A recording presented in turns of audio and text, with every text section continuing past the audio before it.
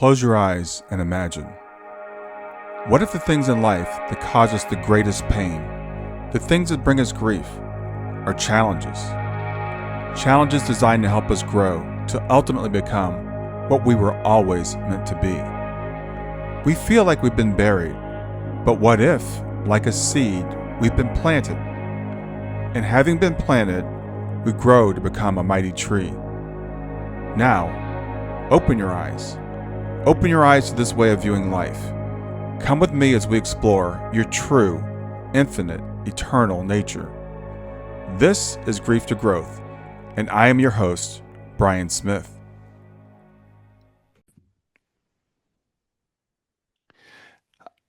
Hi there, and welcome to Grief to Growth. I'm your host, Brian Smith, and whether you're tuning in for the very first time or you've been walking this path with me for a while, I want to thank you for being here. Grief to Growth is a space where we tackle life's hardest moments and explore life's biggest questions. Who are we really? Why are we here? Where do we go when we leave this world?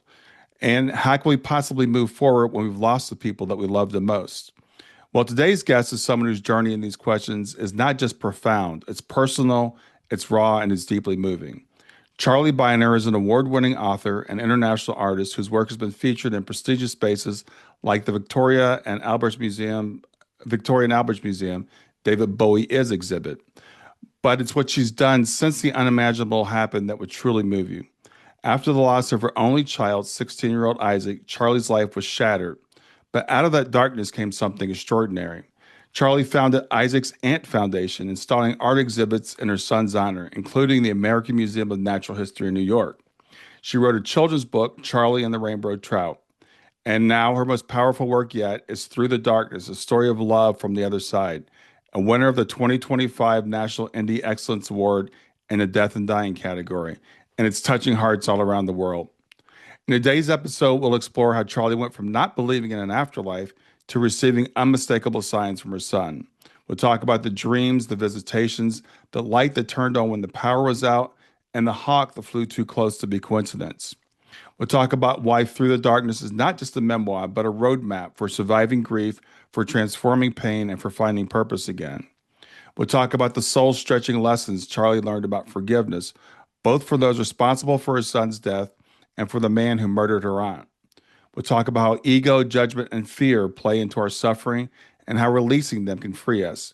And perhaps most importantly, the enduring bond of love that not even death can sever.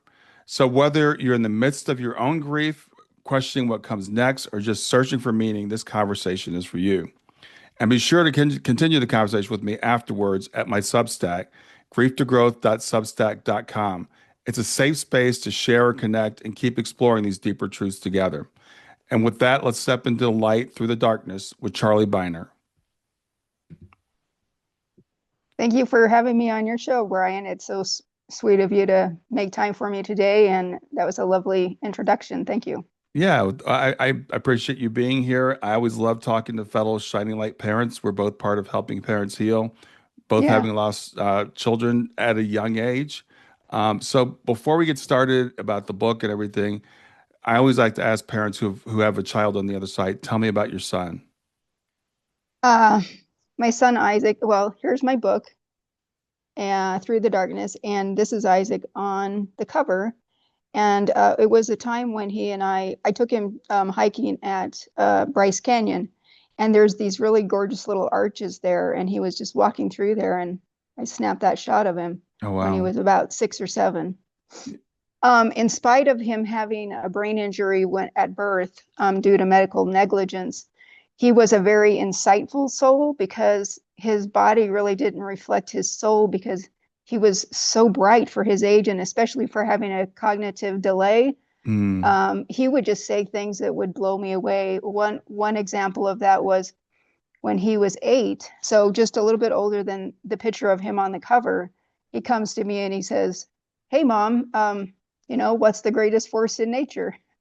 And I'm like, And being scientifically minded, I was kind of thinking like, okay, and I said, maybe a supernova. And then I explained, what a supernova was. And then he was like, okay. And then he ran away. And 3 days later, he came back to me and he says, Mom, I have the answer. Hmm. And, I had lost track of what he was talking about. So I was like, the answer to what? And he says, the greatest force in nature. And I'm like, oh, you have the answer. Then please tell me because I'm dying to know. And he said, time, because without time, nothing happens. Hmm. And that was such an insightful and actually a very abstract thought for a young child Yeah. to grasp. It's hard for us adults to even grasp time as the greatest force of nature because really time is energy is a potential, and without time passing, it's all stationary. Yeah. So time is the greatest force because without it, nothing happens. So he blew me away. Even when he was just a young kid, I knew he was far more wise than I. Wow. Wow. That is amazing. I want to come back to that concept of no time or time being the greatest force in nature because that's one that I always ponder.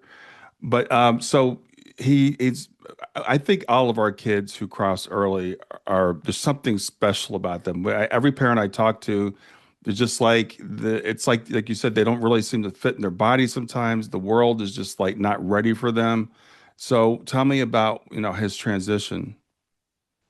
Well, I would certainly agree with you. Like Isaac, I just felt like his time here at sea. I mean, I wasn't ready for him to be gone by any Exactly. stretch of the imagination. And what finally, one of the things that can heal us or help heal us, at least put a little band-aid over the wound, I guess, is to know that they were finished here. We might still want them, but I think that realizing that they are finished here and that they've moved on and they've like graduated. I think that can kind of help us because when I think of Isaac, now I think of him as like free, restored to perfect health, and I wouldn't want him here because he was finished. I would, you know, so it would Yeah. be. So I just think of it that way, and I'm like, I'm so glad he's free. I'm so glad he's good. That's what I want for him. But what was your question? I was asking you about his transition. Oh, gosh, that was really rough. Um, as I had said, at birth, it was Christmas Eve, and I was in labor for 36 hours. I went in. It started early Christmas Eve, the 23rd, Hmm. and I had a midwife and a doctor, and she said, stay home until it reaches every three minutes the contractions. Hmm. So I did, and then 6:30 that evening I went in because it was at three every 3 minutes. And then she said, well, it could be false contractions, and so go home with this med and come back in the morning if it doesn't go away. If you weren't able to sleep, then come back, which I did. I paced the floor the entire night, and then I went back in the next morning. And that's when I was admitted the second time. So and then he still wasn't delivered until um, 8 o'clock that evening. Hmm. Um, and so, but it's what happened was during that labor and delivery, um, he had he had the cord wrapped around his neck twice, and he was being strangled because when you have a rope on top of itself, it compresses itself, and so when the cord is compressed, then there's a reduced oxygen supply, but also and he wasn't able to descend, but after reviewing his medical records after I got them from the hospital after he passed, I went through all of the records and I found a really telling note that said that when I had went in the day before when they sent me home, his heart already showed signs of distress. His fetal heart monitor was already dipping in a non-reassuring manner, which means the heart isn't coming back up to its normal rate and rhythm after a Hmm. contraction. And they actually should have delivered him then. That was actually the first sign of fetal heart distress. But they waited for 25 and a half hours. And by then, he had already sustained a brain injury, hypoxic brain injury from decreased oxygen, and it caused a brain injury, which then, um, you know, which then he didn't talk until he was 5. he had learning severe disabilities, learning disabilities, Hmm. and then he developed seizures, which are really common with brain injuries. You often get a seizure, and he died from a seizure. So his all of his struggling, all of his suffering, all of his and his death were caused by medical negligence. I did have to prove that with my records in order to actually publish this book, because otherwise it would be a defamation lawsuit. Right, right. So I did prove my case with the medical records in the book, and et cetera, et cetera. But once someone dies, you can only argue a wrongful death. You can't argue medical negligence. Um, and you didn't know this till after his passing, right? No. Yeah, I had for long suspected that delivery didn't go right. But I mean, I'm a first time mom. I didn't know how labor and delivery goes. I didn't right. know what to expect. And you're in such misery and agony that you have to trust your doctors Of and course. Yeah. your medical team to do what they're supposed to do. But like I said, it was Christmas Eve, and my thought is they were just preoccupied. Yeah. Well, I can somewhat relate. Our daughter Shayna, my wife was in labor. It wasn't nearly that long. But it was induced, and it was I think they induced her like 8 o'clock in the morning. She wasn't born till like 11 o'clock that evening, and we had the heart, the heart rate dipping and stuff like that. So I know how stressful that thing is to go through. So when Isaac did pass, you weren't a believer in the afterlife at that point, right? No, I was really on the fence. And yeah, I think the book that I was kind of thinking this the other day, and I was thought, the main journey of the book and my myself through that book was that I did start on the fence about the afterlife. I wasn't sure about it. Hmm. And then I came to know that it was an absolute certain fact. And the way that journey happens over a course of time is interesting. Yeah. And yeah, and so my family, the Williams family, which is like six generations, which is actually they're mentioned in the book, because when Isaac, my book, half 2/3 of it follows my husband Chris and I as we travel through the course, that journey of Hmm. right after Isaac dies into where um, about for 3.5 years, and then my husband got sick 2.5 years after my son passed, and he got sick with cancer, and then he died like 3.5 years afterwards also. Yeah. So, but as the answer to the question is, I was on the fence about the afterlife, and then many things started to happen. My family, that is the generations behind my ancestors. Oh, I was saying that 2/3 of the book happens following Chris and I, and Hmm. then another third of the book is actually from Isaac's perspective and my ancestors from the other side, Hmm. interfacing with what Chris and I were experiencing at the time, Yeah. and which it's called a narrative nonfiction, where it reads like fiction, but it's based on fact. And so right after after he died, I started receiving messages in my dream. 2 weeks after he crossed, he came to me in a dream, and I couldn't see him or anything like that, but I could hear. But I he was right up against my ear, and I heard him whisper, "I miss you," and I could hear his voice.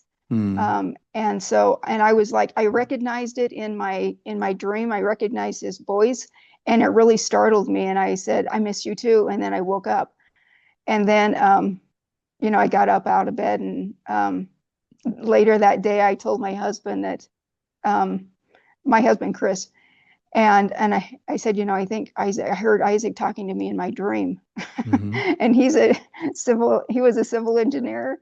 And so if you can't measure it, it doesn't exist. Hmm. So I was on the fence, but he was not even approaching the fence. And so he thought I was just kind of going crazy, I think. And then, but the thing is I got a total of 4 dream messages from Isaac. And Hmm. then then all these other strange things started happening. And and then I struggled through getting first. I wanted to get the medical records from the hospital because I needed to know what happened. I had my suspicions always, but I hadn't looked into it that way because, for one, I was worried about how it would affect Isaac if I told him, well, by the way, I just didn't know what was the right thing to do, and I was trying to Right. safeguard him. But then after he crossed, I fought the hospital for like a year to get his records. They did tell me that they had the fetal heart monitor strips. I mean, after me gouging them for months and explaining that by Arizona law, you have to have records for this amount of time and et cetera, et cetera. Mm-hmm. And I showed them that. And so I did push them enough to where they finally said, well, we do have all the records, and we do have the fetal heart monitor strips, which are, they're not subject to opinion. They're just hard data. Mm-hmm. And but after 11 months, I did get the printouts, the hard copies, but they refused to send me the fetal heart monitor strips, saying that they were source data and that they didn't have to send them to me. Oh, wow. So after all that fighting and all that going back and forth, and of course their behaviors, to me, it's very telling, because if Right. you have nothing to hide, then why wouldn't you send somebody their records? But they Right. fought me for 11 months on the fetal heart monitor strips. And then they said, nope, we're not going to send them to you. Even though we have them, we're not going to send them to you because we don't have to. Oh, wow. Wow. Yeah. I mean, isn't that telling? I think so. Yeah. Absolutely. Yeah. Yeah, absolutely. And so, but, so for 2.5 years, I was really in a lot of misery, and I Mm-hmm. was fighting the hospital, and I was fighting all this kind of stuff. And I was just really in a place of pure darkness because I wasn't sure that, sure that, Isaac was alive or not. And that's really the thing that us parents who've lost children is we want to know, are they okay? Am I going to see him again? And, or is death just the end of it? Of course. Yeah. And yeah, those are the big questions, right? Mm-hmm. And so 2.5 years in, by then my husband, Chris, had been diagnosed with cancer, a rare cancer that's you can't win. It's a fatal cancer. And I was still fighting. We were in a very dark place because we had lost Isaac. We found out their records. We found out the information about the hospital. And then my husband was diagnosed with cancer. Yeah. That's a And very dark so I place. was Mhm. just really struggling with everything. And two or three people kept saying, well, why don't you go see it? I had researched all kinds of things like science, all kinds of different kinds of science, quantum mechanics, and this guy named Peter Fenwick, who had studied deathbed scenarios for 40 years from King's College, who's really interesting. He says that the brain is actually a filter, and it filters out the all. And then, so like when you have a near death experience and you're disconnected from the brain, then you see the all. But then when you're slammed back into your body, then you're back connected with that brain, which is a filter. That's what Mhm. he says. I mean, he's a neuroscientist, so, Yeah. but, so that's kind of interesting. I had investigated science and religion, but I really just, I still was on the fence. I didn't really get those answers that I was looking for. Hmm. And so somebody at work would say, why don't you go see a psychic medium? And I was like, well, I just really hadn't thought of that. I just hadn't thought that. I just hadn't even considered it really. Hmm. And then my neighbor Nancy, who's my pet sitter, she was like, hey Charlie, why don't you go see? I've seen a psychic medium when I was in real trouble, and it really helped me deal with a loss of a friend that I was had lost, and it might help you too.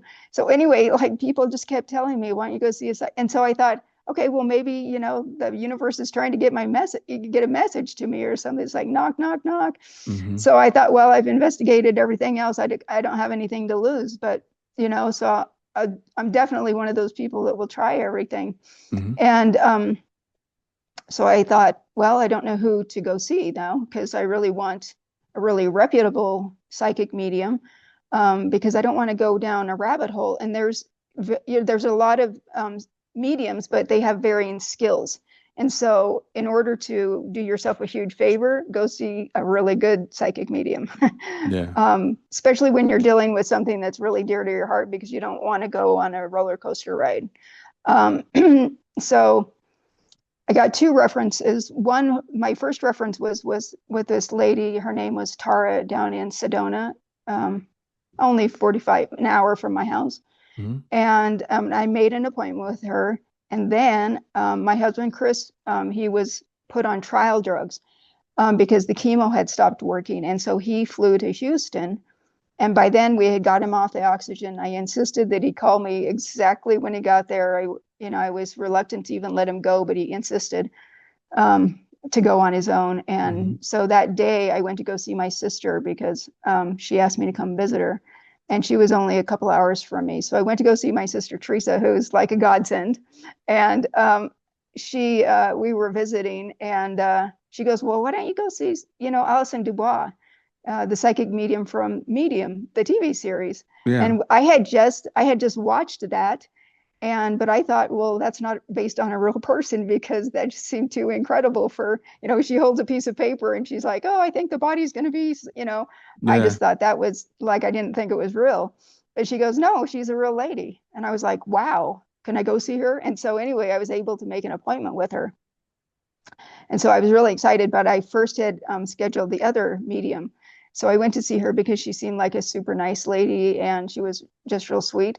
And I Hmm. went and saw her. And the thing that was really complimentary between the two mediums were Tara was very kind of big picture oriented, where it was like um, the challenges that we face in life are kind of designed to for life lessons, things that we need to learn and experience, Hmm. and that everything is as it should be, which was a really hard thing for me to even wrap my head around, because Right. my husband is really sick, dying of cancer, and my son, who is my only child, whom I had absolutely adored, um, you know, Right. so that concept to me was I I had struggled with that for a bit. Hmm. And sorry. And but she was a super sweet lady. And gosh, I'm sorry, I got something in my throat. It's okay. Anyway, so I went to see Tara, and it was a really good reading. One of the things that I loved about her reading was uh, she had me do this meditation where you lay on your bed after it's all quiet and everybody's gone to sleep and everything like that, and you're in a quiet place by yourself. And that's what I did. And then you count backwards in your mind about all the things that you did in the day, just to get rid of your out of your mind the day's noise, basically. So Okay. you lay down and you quiet yourself. The last thing I did was brush my teeth, and before that I put on my pajamas, and before that I was blah blah blah. You go all the way to the beginning of the day. Now you've cleared the noise. And then you imagine yourself in a garden, and the garden is of your choice. Um, and since Isaac's favorite thing was Japanese, everything Japanese, so my garden was obviously a Japanese garden, and Hmm. with bonsai trees and the rock gardens and all that kind of thing. And I look and I'm walking through the garden. And one of the key things about the garden is it needs a bridge, because the bridge represents where you can meet that person on the other side. And so I see the little bridge, and it's over a koi pond, obviously. Hmm. And there's a little person standing on it. And I was like, oh my gosh, maybe that's Isaac. And so like I run over to the bridge, and when I step on it, he faces me. And I see him, and I just run to him and I grab him. I like, Isaac. And it was him. And I said, Isaac, you've got to help me. I need to get a message. I need a signal or a sign from you that that you're okay, that it's just going to be a matter of time before I see you. Can you Hmm. just let me know if you're okay or something? Please send me a sign, something that I will know that's you. And then my cat, Smigs, jumped up onto my chest as I was laying there in bed, and he woke me up, like he startled me out of this meditation, right? Hmm. And so I was like, okay. And then, but I had already asked for the message, the sign. Hmm. And And as I said, then everybody was sleeping. My husband was in the other room, in our room, because when he had cancer, he was sometimes on oxygen and he was a really restless sleeper. And I was working as a nurse. And so I slept in Isaac's room during that time when he was really sick. But so there I was in Isaac's room, sleeping. I went to sleep. And then in the middle of the night, I woke up and to this bright light coming in to his room. And I was like, what is going on? And anyway, I couldn't figure it out. So I got up, and the laundry light has a motion sensor.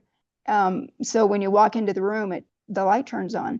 And anyway, the laundry light was on, and it was shining in his room on the bed where I was laying. And I was just like, oh my gosh.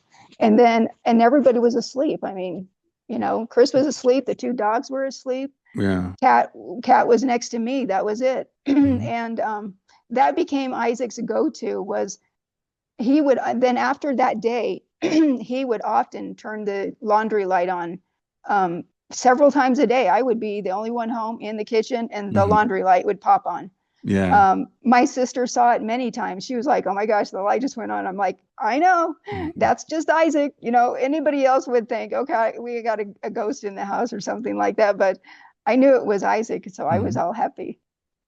And that was a really incredible sign to receive. And but I was, I still was like, I was super hopeful. But then I went to go see Alison Dubois, who is a world-renowned psychic medium. And that day when I went to go see her, I was a little bit on pins and needles. I was a little anxious because I didn't know if there was many things that Tara said that made some sense, but I still wasn't completely convinced yet.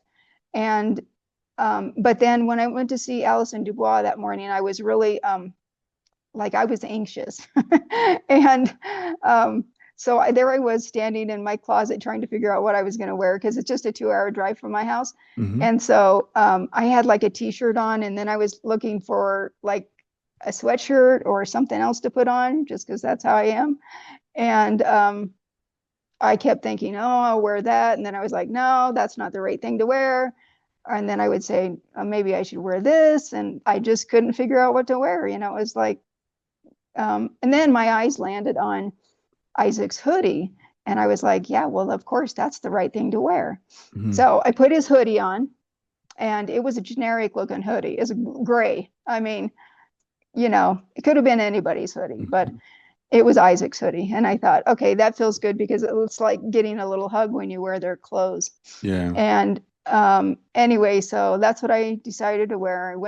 I drove down, and Allison's a really sweet lady. She's a firecracker too, and she's really sweet, and she's really funny also. But anyway, so she put me at ease quickly.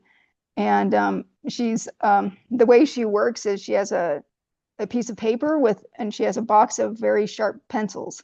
And so the thing is that reading, I had asked for 2 different types of readings that day. One was a half-hour session of like life questions, things that are big events in your life that you need to, struggle with, that you might be struggling with. And then the other was to talk to the person on the other side. And so I thought, okay, I would do both of them. When I sat down with her, she explained that it's best to do the life questions that you have first. And so she said, well, what questions do you have that are big issues in your life right now that you would like me to help you with? And I was like, of course, it was Chris, my husband, Chris. And then I said, my husband's, can you tell me about my husband? Is what I said. And she says, okay. And she gets her piece of paper and a really sharp pencil, and she starts making circles. It's like white noise. And then she'll stop and she writes something down, and then more circles, and then writing stuff down, notes, and that kind of thing. And then she stopped and she said, okay, I need to tell you this right now, is that for one, when people are taking care of people that have cancer, it's very draining and it's exhausting to the caregiver, and it will zap your energy. And I was like, and then she said, and I need to just let you know this for your own sake, and that is that it's going to be within 6 months he's going to go, and it's going to come out of nowhere, and it'll happen like that. And then, so you need to make memories now. Oh, wow. And at the time, my husband was on the trial drugs, Mhm. and he was doing pretty good, and he was out skiing or like biking that day. So I was like, I didn't know how much stock to put in what she was saying. Right. So I just kind of took it in and then kind of chewed on it a little bit, And so she said, do you have any other questions about Chris? And I said, no, I think that's it. So we covered him, and Mhm. I was trying to just deal with what she had explained to me. Right. And then and then she says, well, who do you want to connect with on the other side? And I said, my son Isaac. And so she said, okay, give me a few minutes. And so she does her thing again, and does, like, for a long time though, like 4 or 5 minutes straight, just circle, circle, circle, writing, Mm. writing. And the first thing, and then she stopped, and she goes, the first thing he wants you to know is that you guys were best friends. And I was like, that's absolutely right. That's exactly what he would say, because I mean, we were thick as thieves. I was the kind of mom that I just delighted in, like, putting a picnic together when he was 3, and I'd put him in my backpack, and we would just take off, and I'd go spend I did that every day. I'd go take him here, there. It was just like his happiness was mine. And Right. so when she said, you guys were best friends, that was absolutely the first thing he would say. And I certainly made me smile. Yeah. And then she started laughing, and I said, what's funny? And she said, he tried to get you to wear his shirt today. Mm. And then I was just like, oh my gosh, I couldn't believe that, because I just put his hoodie on. There was just no way anybody would know such things. Right. And then she kept saying one thing after the other, like, I have matching tattoos. She goes, there's matching tattoos. I don't know what that means. And then I was like, oh, I rolled up my sleeves, and it Oh, says wow. Forever Isaac. They're his little handprints when he was 3 months old. And it was just one thing after the other. She told Yeah. me that there was only Isaac knew. And one thing that was incredibly powerful that medium told me was, well, at the time of Isaac's death, that day I had sensed there was something wrong, and I had called Isaac like 3 times. I was on my way home from work, and I had called him, and he didn't answer. Then I asked my ex-husband, Isaac's dad, who works just like an hour, a mile from me, so he can be at my house in like 5 minutes. Mhm. And I called him, and I said, David, you've got to go check on Isaac right now. Go to my house and check on Isaac. I can't get a hold of him. And and so he did, and he called me back. And meanwhile, I'm driving from Winslow, Arizona to Flagstaff. It's a 45-minute drive, and my heart's racing, and I can barely drive. And anyway, he calls me back, and he's like, he's gone. I found him on the floor. He's not breathing. And he called 911, and when the paramedics got there, they got a pulse, but and then they took him to the ambulance, took him to the hospital. And I was racing into town right at the intersection when I saw the ambulance leave for the hospital, and I chased it to the hospital. And during that course, they, tried to do everything that they could do, but they did a CT, and it showed that his brain was dead. And so when I knew that that was the case, I was just reeling with trying to process what was happening. I was so stunned and shocked. I couldn't comprehend what was Right. going on, and I couldn't certainly think logically about what to do. And just in my state of misery, Isaac's laying there on the gurney, and he's covered with wires and IVs, and he has a vent in his throat. And I just couldn't couldn't really think of what was the right thing to do. So the Right. only thing that I wanted to do was to curl up next to him. And so that's what I did. I got in bed and laid next to him with all the IVs all over the place and vent tubes and all that. Yeah. And and I laid next to him, and then about an hour later, I looked up at David and I said, "Are you okay if I just let Isaac go? Mm. I don't want him in this state. This is not a good place for him. He needs to go." And David said, "Yeah."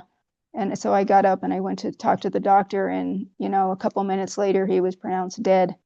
Um, the only thing that was keeping him alive was, well, his heart anyway. His brain was not there, but Right. was like cardiac meds, and his heart was just pounding. Okay.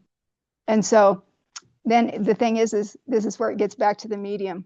So when I talked to her, she said the thing that when Isaac was in the place of in between, he wasn't really quite dead, and he wasn't really, he was in that in between place. He Mm-hmm. said that the thing that he really remembered that made his heart feel good was he said he could feel your heart beating next to him, Mm.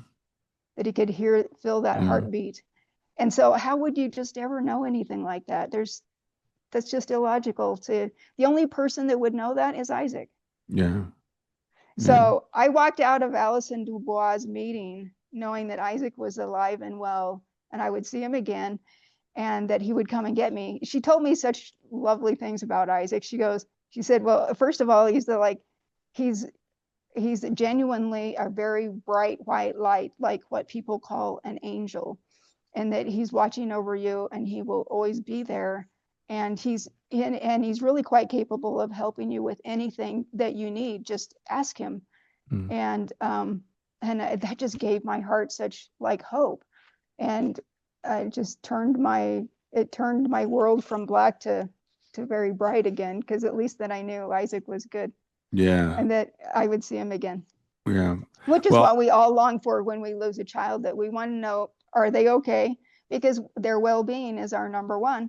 And then sure. two, we want to know if we get to see them again. Yeah, absolutely. Yeah, those are Right. the So, those are the two questions. yeah, So, exactly. Charlie, you mentioned earlier that you heard about this concept that everything's okay, everything will be okay, everything always has been okay. And someone had near-death experience. Heidi Craig told me that. She's like, that was one thing she picked up on the other side. How do you reconcile that though with a wrongful death, situation? Right. Because a lot of Those times people, reconciling those two things is difficult. They're holding someone accountable here, and the anger that you must have felt. And so, how did you reconcile those two things? Well, okay, there's two examples that I cover that topic in the book, and one had to do with Isaac, and that was the wrongful death thing, and then the other one, and because honestly, if you're going to argue like forgiveness and judgment and ego and all those things, you might as well have some great big topics. Because if the small things easy to hit, but can you still apply those ideas to really the big issues? Right. And so the big issues in the book for me was Isaac's crossing, and then my Aunt Mabel, who was murdered by a serial killer. Mm, So how do you forgive a serial killer, and how do you forgive somebody that killed your only child right. out of careless hands? And the way that I tackled both of those were slightly different. I mean, they're a little bit the same, but they're slightly different. Hmm. But basically, I think empathy, or taking perspective of that person, um, is key.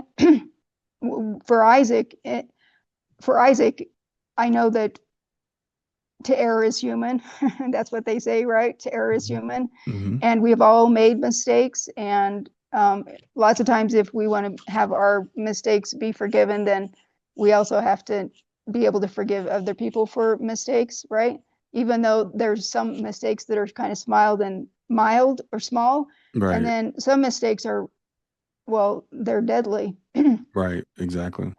And so it is, the concept is good, and I like the concept because But it's also knowing something and digesting it and being okay with it are two different things, right? They are.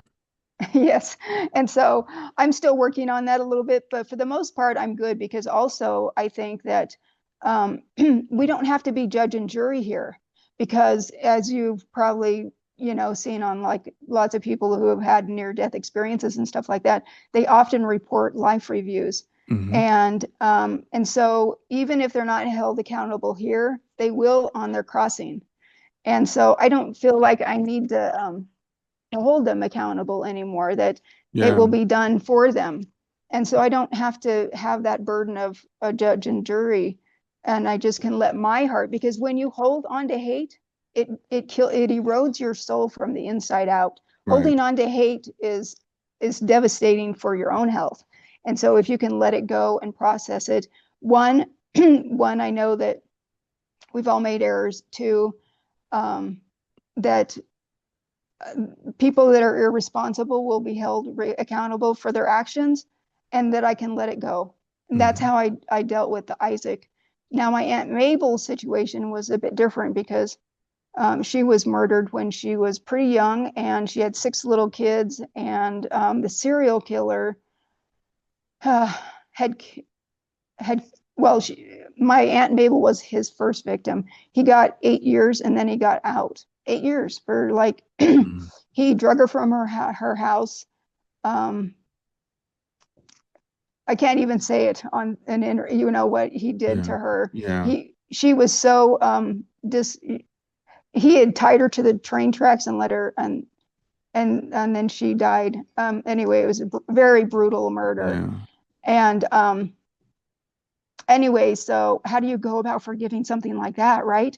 That seems like for most people just an unforgivable act. But Right. then again, if you the way I approach it. I can't say how others should do anything because each of our journeys is unique. But the way I handled that idea was to take that perspective again. And if you understand psychopaths or serial killers, they have psychopathic brains and their impulse control is very down. They have no empathy. They've done PET scans on serial killers, psychopaths, and the empathy zone of the brain is black. It's not firing. Hmm. So you cannot care if it doesn't work. It's Hmm. a brain injury that causes from when children are small and they're either like physically abused or sexually abused or held in a closet or pure neglect is also a huge issue with children as they're growing up. But it causes brain problems that you can't fix. And once the empathy zone turns off, it can't turn on. And they get to that place by it's out of self-preservation because they are so tortured um, that they can't really afford to care about other people. So they can only try to preserve their own beings. Hmm. And they turn that empathy zone off in the brain. It doesn't fire. And once it's turned off, it doesn't turn back on. Wow. Once you can't care, it will never work. It's gone forever. Yeah. And so that's why you get a lot of serial killers or narcissistic people that can't care and or they're all about their own indulgence. And that's where he was coming from. He was coming from a very injured person. And so Right. you like instead of looking at him only as a monster, you look at a small child that grew up in such an unfortunate situation that it made them into a psychopath. Yeah. And so if I can see them as a once innocent child, then I can be empathetic towards that person and forgive him on that. But you still hold them accountable for their actions. So Mhm. it's like separating the criminal from the crime. You hold them accountable for the crime, but you can forgive the criminal. Yeah. Yeah, thank you. That was really well put. And I think it's really you said a lot of really good things in there. One is forgiveness is for ourselves because carrying that hatred around is eating us up from the inside. The other thing is that it comes from a place of being able to put yourself in that other person's position. Ironically, having empathy for someone who doesn't have empathy and seeing them as, where they came from. So those are some clues that people can take because Most of us have things we're holding on to. We always feel like we're justified, but I've spoken to so many people who have lost someone, wrongful death or murder, sexually abused, and they can even forgive that. So the way I look at it, if they can forgive that, then I can forgive somebody who said something, something nasty to me one day. Right. Um, If you can forgive big things, then it makes the little things a lot more palpable, right? one would hope, yes, yes. One would So hope. it's something that we all need to learn. One thing I found really fascinating, your book is described as narrative nonfiction, but as you Yeah. said, like a third of it takes place kind of in heaven with your relatives. So how did you get that information? How did you get that material? Okay, so a narrative nonfiction is the parts that are factually based is that everything that happened in the book that follows present day time with tracking my Okay. husband Chris and Uh-huh. me, that's all factual. And I Okay. state and I state in the very beginning that but I wanted because that my book involves my son who's crossed over, Mm-hmm. that I'm providing a space to see how that might be and how it would Ah, interact with what was going on in my real life. okay. And but based on things that I knew about Isaac and my family, the Williams family on the other Uh-huh. side, most of them are Right. over there now. Yeah. So even though that I made up the other side, and it's just called the other side in the book because to me it doesn't really matter what you call it, heaven or there's different religions that all have different names Right. for heaven or the other side, and I Right. think it's a little bit more non-denominational, if you will, just to call it the other side. And Right. so that's how I present it and see how that perspective from the people that are on the other side. I was trying to give perspective how they might see what was going on in Chris and I's life and how they Okay. intersected with our world. Yeah. Okay. Thanks for explaining that because that was very interesting. I was reading the book and it helps to carry the story forward. And it is interesting to think about like how they perceive things, how they communicate, because we know they communicate with us. We, like you said, through dreams and through signs and synchronicities, et cetera. But yeah, that does add a level of depth to the story is getting that other side. Yeah, and here's like one of the key things that an example of why that was so important is because in my life, I was thinking like as I was reviewing, it's like chapter 14, I'm reviewing Isaac's medical records, and it just really it sends me into a spiral because I feel so guilty that I wasn't there to save him from a seizure Mm, and that I should just kill myself, just suffocate the way he died because that's what mhm. I deserved.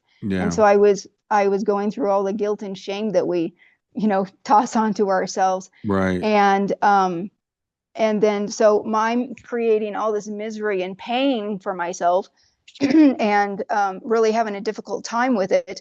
And then Isaac's perspective, and a few chapters later, and from Isaac's perspective, he says he states, and then I got this information from the readings, and this is why I based it. This is why I um, developed it the way I did, or Hmm. told it the way I did, was because it was via some of the things that I learned from those readings.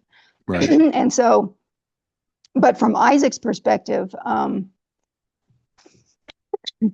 sorry, from Isaac's perspective, he was like, I could have, one of my exit times could have been when I was 14, when I started having seizures, but I tried to stay around as long as I could for my mom's sake because I couldn't do that to her. But then by the time I was 16, I ran out of borrowed time Mm, and my time was up.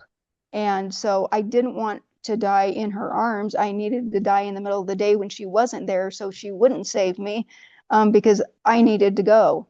mm. And so, see how the different perspectives Yeah. switch things Yeah. up? It makes all the difference. And Yeah. the perspective makes all the difference.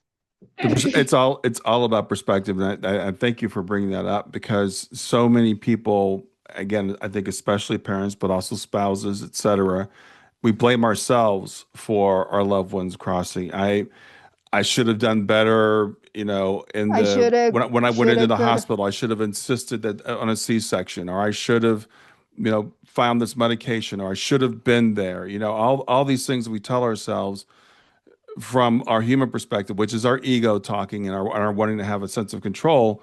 Whereas from the other side, everything I've ever heard, anybody that's ever come through a medium is like, I don't blame you. This was my time.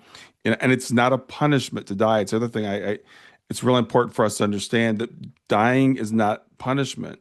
So when our children leave at 15 or 16, it's not because, their time has been cut short or anything. That's the fullness of their life here, but their life continues. And that's Right. one of the great things about your book is like, because a lot of times we can't imagine like what the other side is like. We just think they're gone into the ether, and even if we believe that we survive death, we survive bodily death, we don't have a lot of times we don't have a really good picture of it. I remember talking to someone once about their lifelong devout Christian about heaven, and they're like, well, it's streets of gold and rivers of milk and honey. And they're like, I don't like gold and I don't like milk and I don't like honey, so I don't want to go there. And I'm like, Well, go ahead. so Alison Dubois, her her idea about heaven is that the person on the other side, they get to make up their own heaven. It is Mhm. their heaven. Right, So right. whatever their heaven might be is up to them. Yeah, So if your heaven is like going on to the beach or whatever, things that we can't imagine, but it's up to that individual what their version of heaven is. It's right, their version, not us. right. And But then, but as you were saying, so all those perspectives, and then when you know that the child crossed at their right time, at their correct time, mhm. even if it's 15 or 16, even though it was under very difficult things, um, but that it is all things are as they should be. It really Yeah, does come down to that because it was Isaac's right time to go. Was it going to be hurtful to me? Was it going to be painful to me? Yes, but this is about Isaac, not about me. yeah. It's about him being ready to go. Very important. Very, very important because as parents, a lot of times we feel like, and I don't mean this in a negative way, but like we own our children, like they belong to us. Right. And we forget they have their own life plan. And even a spouse, I've been talking to a lot of people, lately who have lost a spouse. And, I was talking to one person said, well, I think their passing was punishment for me. And I'm like, that doesn't make any sense. No, it's No. it's it's not punishment for you. It's their time, and again, that's not really it's not a punishment for anybody. But you said something Yeah. earlier I found really fascinating. When Isaac was very very little, saying the most powerful force in the universe is time, because I hear so many people saying there is no time on the other side. And my friend Kelvin Chen argues that's not possible because without time, there would be no change. Time is a measurement of change.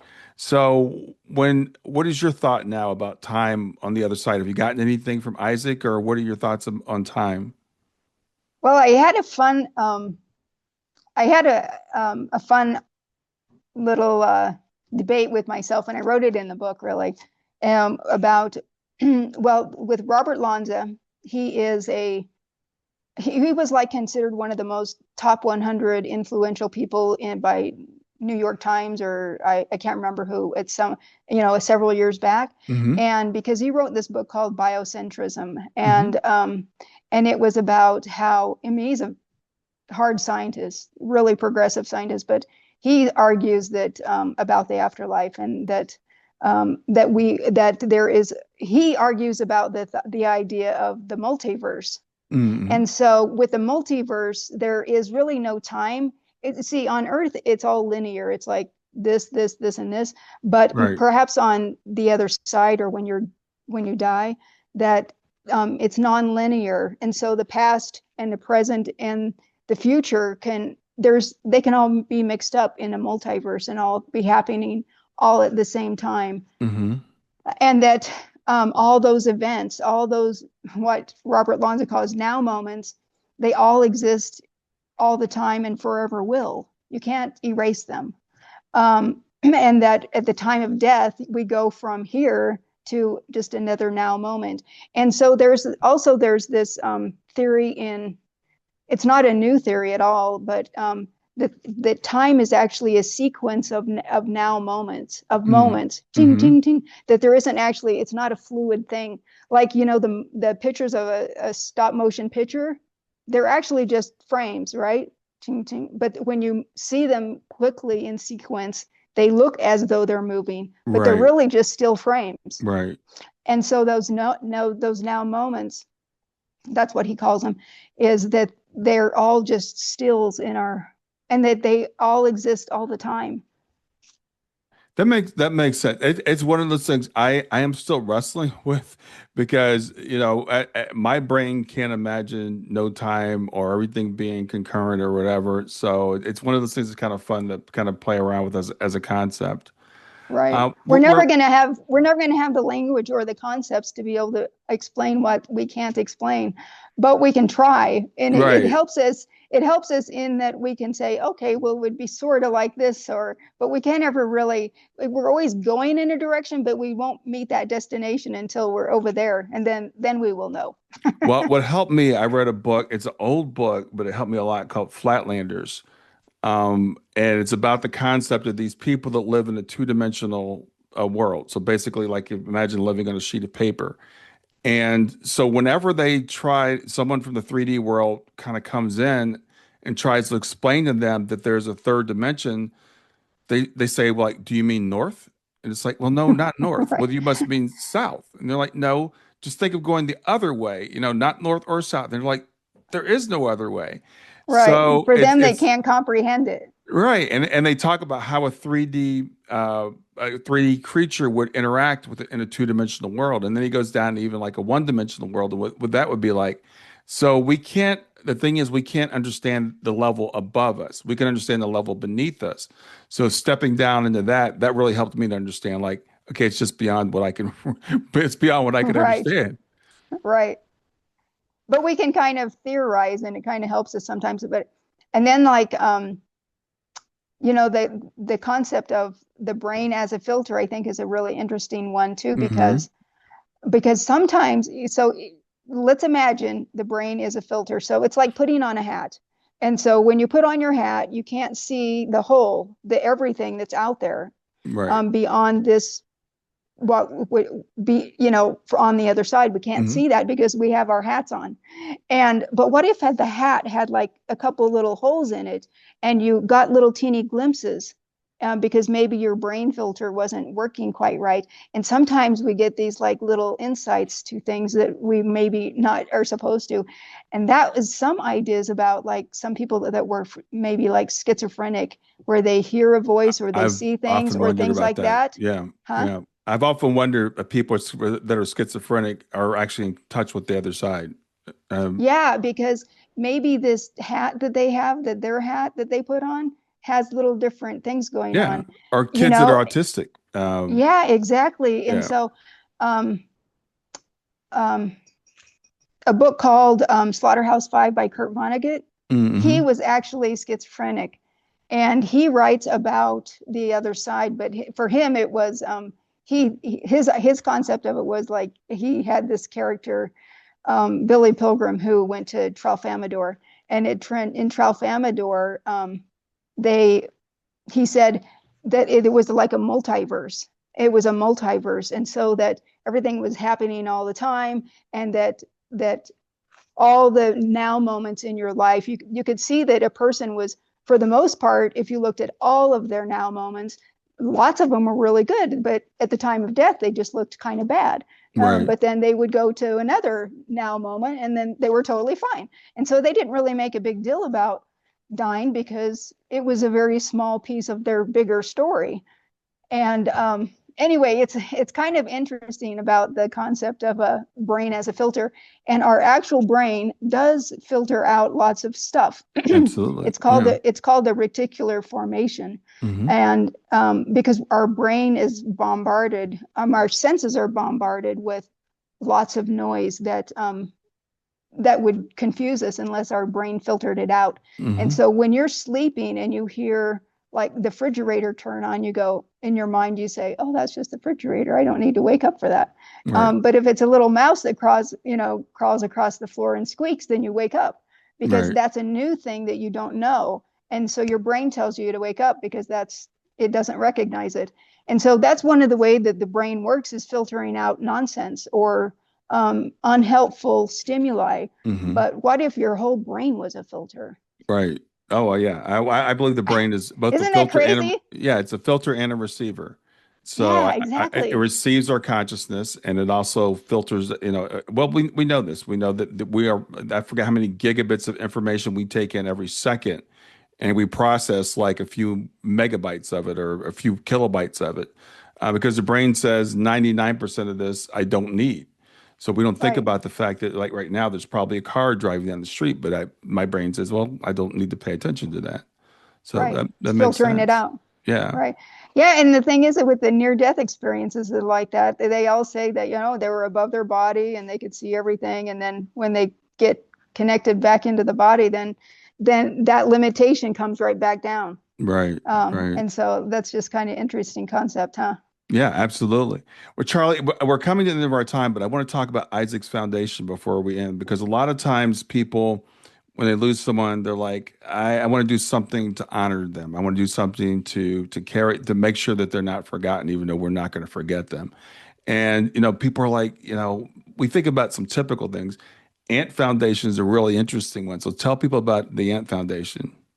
Well, Isaac, when he crossed and I was trying to figure out what to do to honor him, my sister Teresa said, "Why don't you do something with the ants?" Because it was a routine thing for me to come home and Isaac would tell Chris and I, some amazing fact about ants, like a queen ant can live to 28 and 3/4 of a year. That's the oldest recorded ant.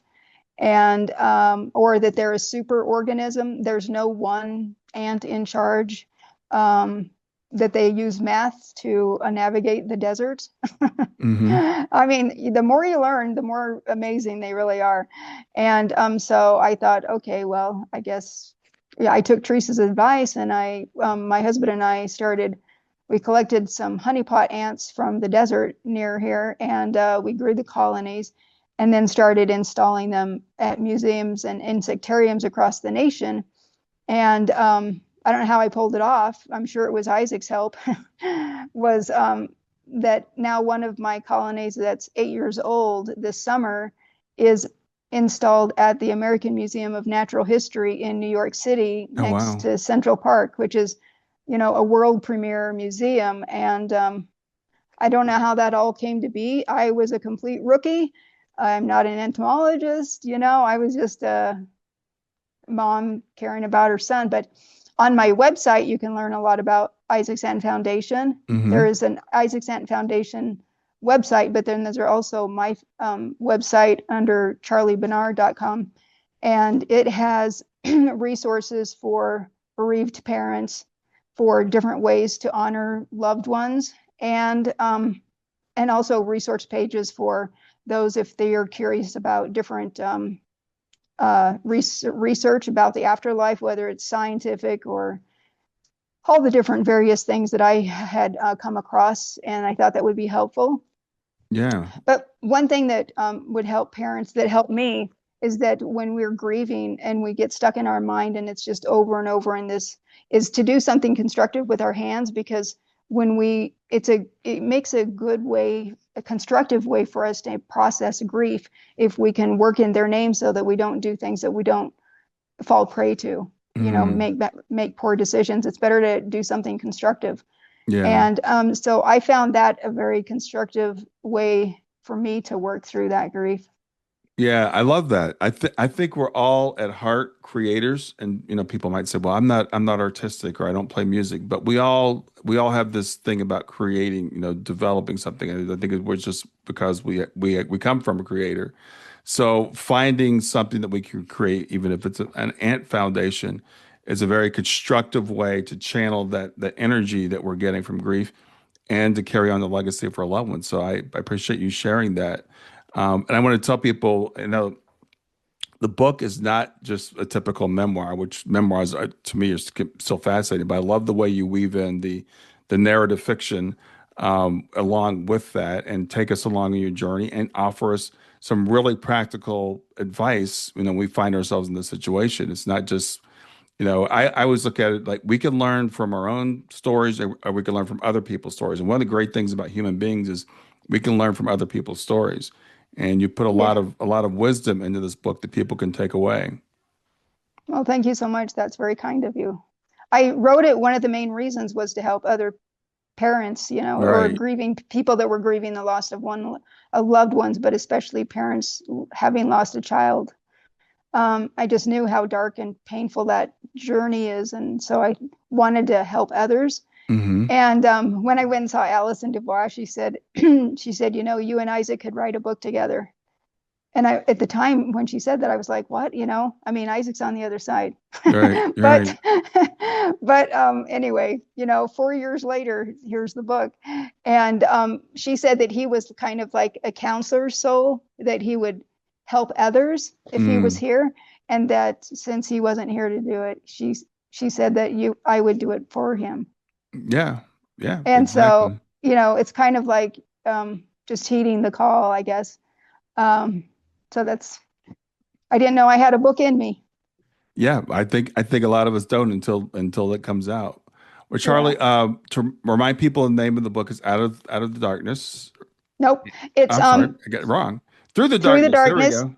a Yeah. story of love from the other side. Yeah. And right now you can read it for free if you want at booksirens.com. Oh, okay. It's a way for me to get reviews on Amazon, which is Okay. nice because it helps people. But then it allows readers to read it for free. Or, of course, you can read it. You can get it on paperback on Hmm. Amazon or other retailers. It's also available as an ebook and Audible. Okay. Awesome.